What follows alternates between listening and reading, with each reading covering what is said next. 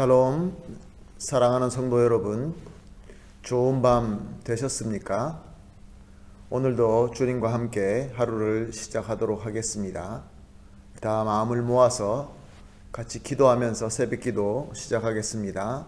같이 기도합니다. 하나님 아버지 감사합니다. 어저께 밤도 주님께서 안식을 주시고 오늘 또 첫 시간 주님께서 불러주시니 감사합니다. 하나님 아버지, 오늘도 주님의 은혜가 간절히 필요합니다.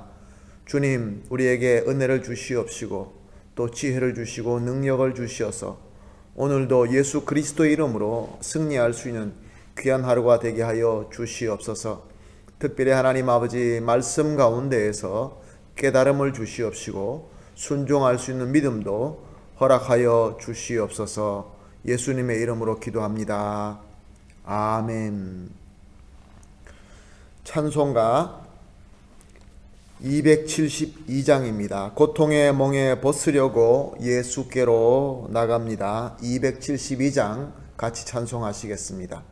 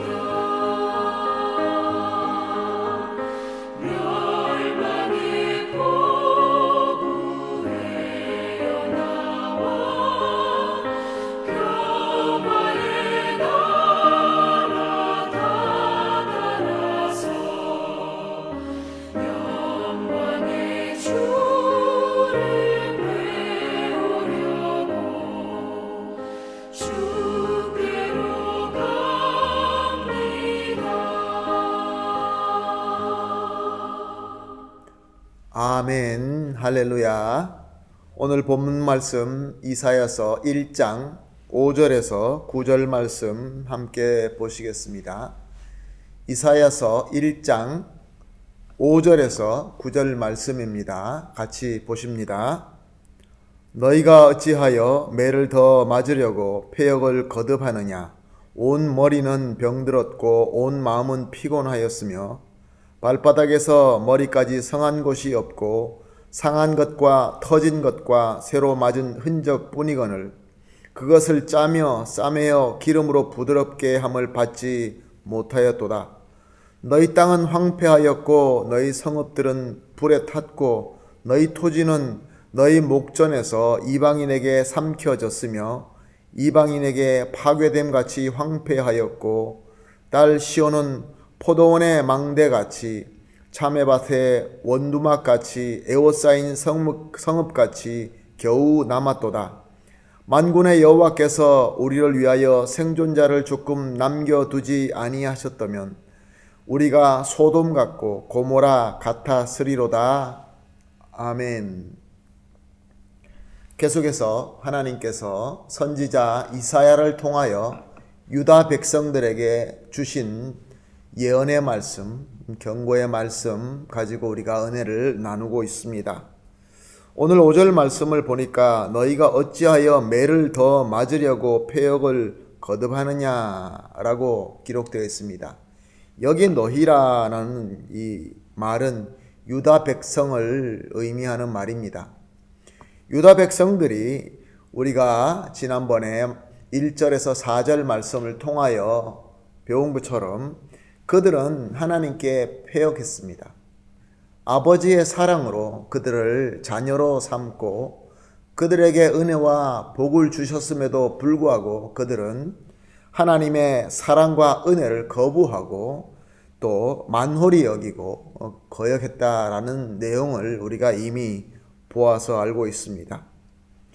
그래서 하나님께서 매를 드시는 것입니다.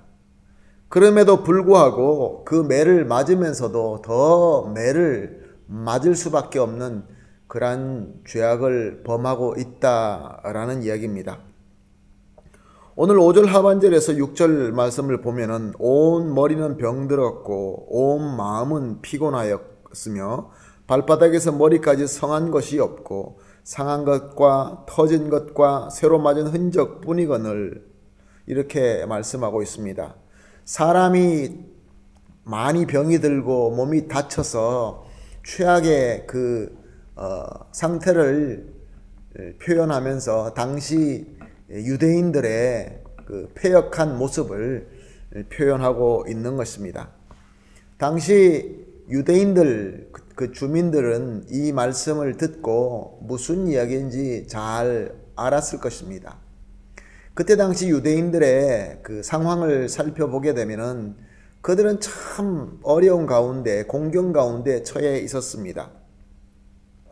당시 유대 상황은 유대 북쪽에 아시리아라는 아주 강력한 제국이 있었습니다.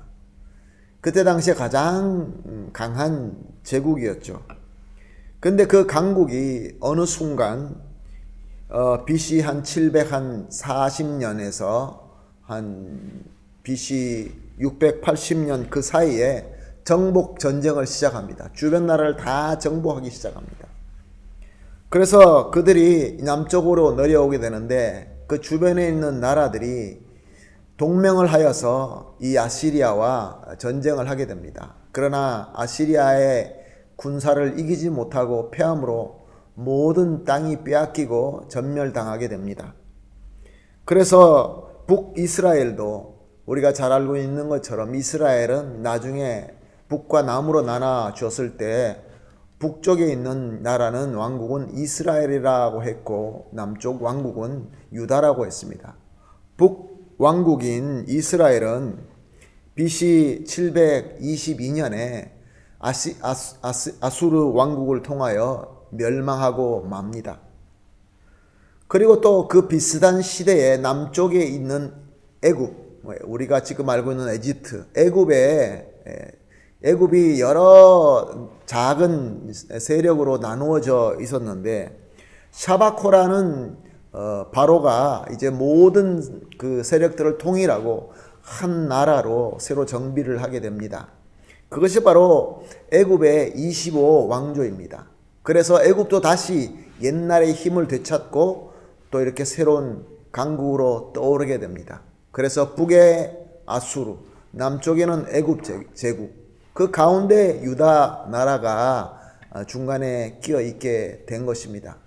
그래서 유다 나라 안에서는 우리는 아수르 편을 들어야 된다, 아니다 우리는 애굽 편을 들어야 된다라고 하면서 서로 나누어져서 당파 싸움을 하고 있었던 것입니다. 우리나라도 비슷한 역사를 많이 경험하지 않았습니까? 지금도 역시 마찬가지로 세계 강국 사이에서 우리나라 안에서도 누구파 하면서 서로 이렇게 다투고 있는 모습을 봅니다. 그런 상황은 참 좋지 않는 상황입니다. 너무 어려운 상황이죠. 근데 그들의 문제는 그것뿐만이 아니었습니다. 주변 나라들이 처음에는 같은 형제 나라지만 북이스라엘이 쳐들어와서 북이스라엘과 전쟁하게 되고, 또 수리아, 에돔, 블레셋 그 주변의 나라들과 계속 침공해 들어옴으로 말미암아 유다는 계속 전쟁을 하고 있었던 것이죠. 그러니 오늘 우리가 읽은 본문 말씀처럼 마치 병이 들고 매 맞고 얻어 터지고 하는 그 상황과 같은 그 유대인들의 당시의 현황이 그랬던 것이죠. 그래서 오늘 이 본문 말씀은 유대인들은 이게 우리의 상황을 얘기하는구나 라는 것을 잘 이해했을 것입니다. 그런데 7절에서 8절 말씀을 보게 되면 너희 땅은 황폐하고 너희 성읍들은 불이 타고 너희 토지는 너희 목전에서 이방인에게 삼켜졌으며 이방인에게 파괴됨 같이 황폐하였으며, 이 말씀이 이루어지게 됩니다. 그것은 북에 있는 이 아수르 제국이 유다를 침공하게 됩니다. 당시 최고의 강력했던 제국인 아수르가 쳐들어옴으로 말미암아 유다는 다 빼앗기게 됩니다. 모든 이 유다의 땅은 불타버리고 사람들은 잡혀가게 되고 수많은 사람들이 죽게 되고 그런 어려움을 당하게 됩니다. 그리고 오늘 8절 말씀에 보면은 딸 시온은 포도원 망대같이 참외밭의 원두막같이 에워싸인 성읍같이 겨우 남았도다. 예루살렘만 달랑 남아있는 그런 상황에 처하게 됩니다. 그런데 9절 말씀을 보면 만군의 여호와께서 우리를 위하여 생존자를 조금 남겨두지 아니하셨더라면, 바로 하나님께서 하나님의 은혜로 예루살렘을 남겨두었다라는 말씀인 것입니다. 하나님의 백성이 하나님의 말씀, 하나님께서 원하시는 뜻대로 살지 않고 만홀히 여기고 그것을 거부하게 되면은 하나님께서는 먼저 경고의 말씀을 계속 주십니다. 그러나 하나님의 인내하심이 끝나고 하나님의 지팡이와 막대기가 임하게 됩니다. 그래서 오늘 우리가 본문 말씀에서 본 것처럼 백성들은 매를 맞고 마는 것이죠. 그러나 하나님께서는 항상 남는 자를 두시는 것을 볼 수 있습니다. 남는 그루터기를 남겨놓아서 그 그루터기, 남은 백성을 통하여 하나님께서 다시 회복시키고자 하는 하나님의 간절한 마음이 있는 것입니다. 이것이 바로 하나님의 은혜인 것입니다. 사랑하는 성도 여러분, 그러나 유대 백성들이 이 하나님께서 남겨주신 이 예루살렘이라는 이 귀한 은혜를 깨닫고 회개하게 되면 하나님의 막대기, 하나님의 지팡이는 은혜가 되지만, 그럼에도 불구하고 계속 소돔과 고모라와 같이 남아서 회개하지 않고 고집 피우게 되면 그것은 바로 저주가 되고 마는 것입니다. 사랑하는 성도 여러분, 이 말씀이 저와 여러분에게 어떻게 적용이 됩니까? 지금 저와 여러분에게는 하나님의 지팡이와 하나님의 막대기와 같은 것이 혹시 있지는 않습니까? 나를 괴롭게 만들고 나를 힘들게 만들고 내 마음속에 무엇인가 잘못되었다라는 것처럼 느껴지는 것이 없습니까? 말씀을 보는데 내가 이것을 고쳐야 되겠구나, 내가 이것이 잘못되었구나 하는 그 느낌과 그런 마음속에 감동이 있지 않습니까? 예수 그리스도의 십자가를 보면서 그 십자가를 통하여 내 마음속에 주시는 그 내 마음속에 흔들림이 있지 않습니까? 기도할 때 눈물로서 주시는 하나님의 은혜가 있는 줄로 압니다. 사랑하는 성도 여러분, 바로 이 우리 마음속의 흔들림, 우리 주님의 귀하신 막대기와 지팡이를 우리가 깨닫고 그것을 붙들고 우리가 회개하고 하나님 아버지께로 돌아가게 된다고 한다면 이 막대기와 지팡이는 우리에게 은혜가 될 것입니다. 그러나 우리가 그럼에도 불구하고 옛날 그 유다 백성들처럼 회개하지 않고 계속 목을 굳게 하나님을 만홀히 여기고 있게 된다고 한다면 결국 멸망하고 마는 것입니다. 오늘 우리가 같이 기도할 때 이렇게 기도했으면 좋겠습니다. 하나님 앞에 먼저 감사합시다. 우리를 남겨주시고 하나님의 막대기를 통하여 우리 죄를 깨닫게 하여 주시니 감사합니다. 죄를 지어도 깨닫지 못하는 사람들이 얼마나 많이 있습니까? 그런데 우리 하나님께서는 우리가 잘못된 것을 깨닫게 하시기 위하여 우리를 오늘까지 남겨주시고 우리에게 하나님의 귀하신 막대기와 지팡이의 맛을 보게 하여 주시니 감사합니다. 그리고 두 번째, 우리가 하나님의 이 귀한 은혜로 우리가 받아들이고 우리가 기도하는 중에 회개할 것을 깨닫게 하시고 회개할 수 있게 하여 주시옵소서, 회개의 영을 주시옵소서라고 두 번째 같이 기도하도록 하겠습니다.